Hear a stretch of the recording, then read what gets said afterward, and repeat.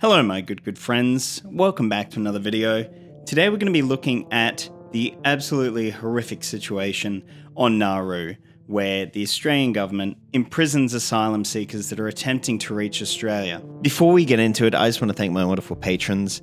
In Puppy Preschool, Ben Snow and Extremely Online Left, my guard doggos are Jordan Mark and Tristan Hennessy, and to A. Zeitlow, Dangwin and Jackson Orville, you are very good boys. If you're interested in supporting the channel, please head on over to patreon.com/onlydog-on-the-left. So I was watching a Mooncat video the other day, and I've included a section of that explains the financial and corporate interests that are involved within this sickening event. And I have to say, I obviously knew about Nauru before this, but watching this clip just broke my heart. And I admit that I was brought to tears by it. So I felt that I needed to share it, and also to share how Peter Dutton, our current Defence Minister and future Prime Minister, if the Murdoch press has anything to do with it. Peter Dutton was at the press club on Friday and delivered a phenomenal speech. If you are searching for reasons to vote for the government or searching for what is this election about, China, China, China, fork in the road. This bloke is the Defence Minister and deserves to be for at least the next 3 years. Really, I'm going to say ballsy, the hard man of defence, going to America, telling the Americans, you need to give our defence industries access to your supply chain. Yeah. I think Australia needs a defence minister like Peter Dutton. We've never had one before. Sharing how Peter Dutton has responded publicly to some of the atrocities that have been brought to light. And it's disgusting. Just one small part of this is a company from Australia called Construct. In 2013, Australia started Operation Sovereign Borders, a military operation which either towed migrant boats back to where they came from or flew refugees back to the countries that they were fleeing without having their asylum claims even looked at. Which, by the way, is a human right when you reach a border. Some of them ended up in a offshore processing centre where refugees could stay whilst they had their asylum applications considered. Construct built and managed these processing centres. Some of them were on Nauru, a small island just northeast of Papua New Guinea. It didn't take long for men, women and children to fill up the processing centres on this small island. In the belief that their applications were being processed, many became stuck on the island for years. Conditions in the centre were quite simply inhumane. They blocked any journalists from entering the island, so any media reporting of the horrors was almost impossible. A whistleblower doctor revealed how mental illnesses were dealt with in the camp. If we take the definition of torture to be the deliberate harming of people in order to coerce them into a desired outcome, I think it does fulfill that definition. People disclose a lot of personal information, which is then recorded in notes, which are then available to non-medical people for other purposes. In other words, adults and children had been pushed to the brink, being made to live for years on the false hope that they were on their way to build a better life. In reality, the aim was to mentally exhaust them to the point where they would be forced to go back home again to their war-torn countries because it was better than being in the camp.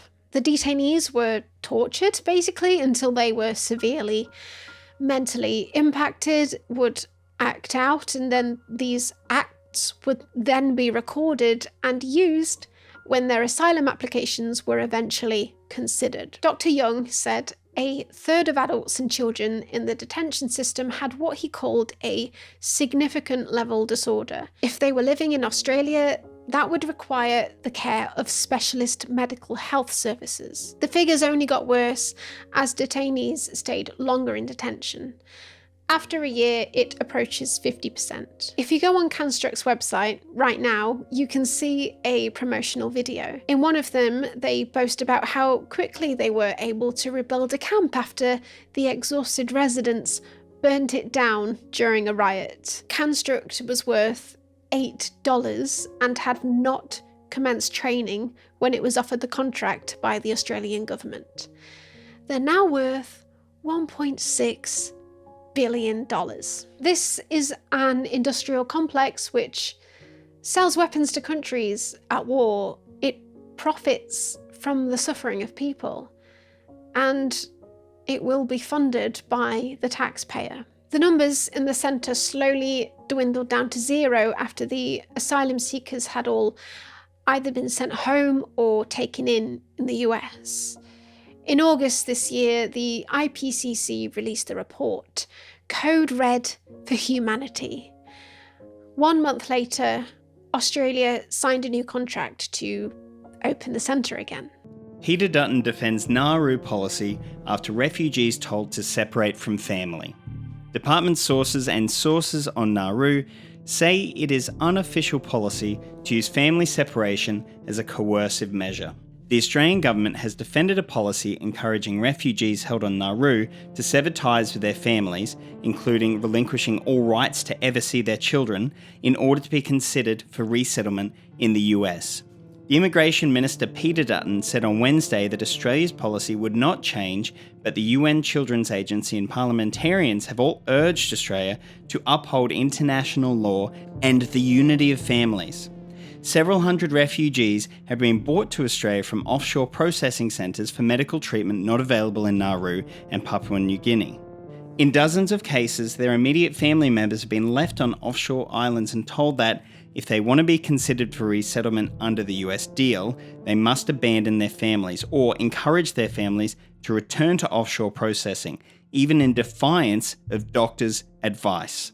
Dutton said the government's policy was that nobody brought to Australia from offshore for medical treatment could be considered for resettlement in the United States. We've been clear on people who have received medical advice here. It was a reality for people on Nauru that if people left and came to Australia, then consideration of their file would be suspended until they returned back to Nauru. UNICEF Australia Director Amy Lemoine said the UN's Children's Agency had consistently provided advice to the federal government on the importance of and legal protections for family unity, placing people in a position where they have to make an impossible decision, one that may have lifelong ramifications, to choose between their families and an option to live in a safe country with a feasible future is unacceptable. Lemoine said Australia's offshore processing policy had caused severe physical and psychological harm and deliberately split vulnerable families. Sorry, indulge me for a moment, but aren't the right meant to be the party of the traditional family?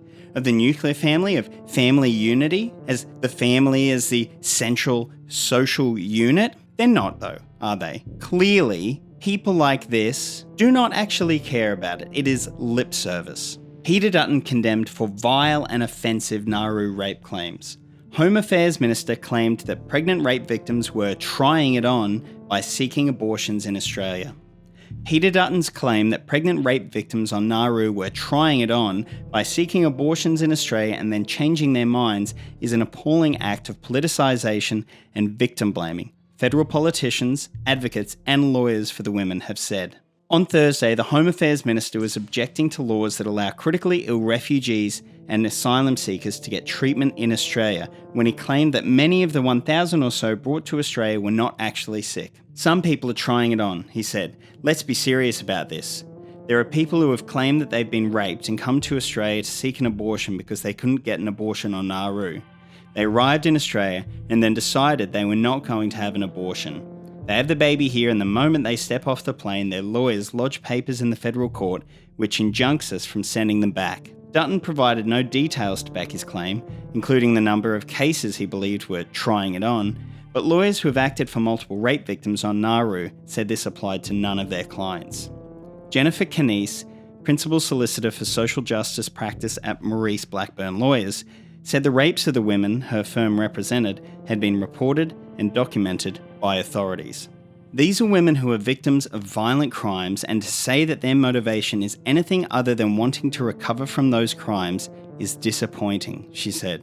Canese said the women and children who had been sexually assaulted while on Nauru had been physically and psychologically affected by their harrowing experiences. The minister would have the same information about our clients that I have, which makes it so disappointing to see them being miscast as anything other than people who have suffered a horrendous crime and who need medical attention. So just to sum this up, If you are Australian, your taxpayer dollars are being used by this government to abuse, to mistreat, to torture people that are trying to come to this country seeking asylum. That is a human right, and everybody in this federal government should be absolutely disgusted and ashamed of their actions.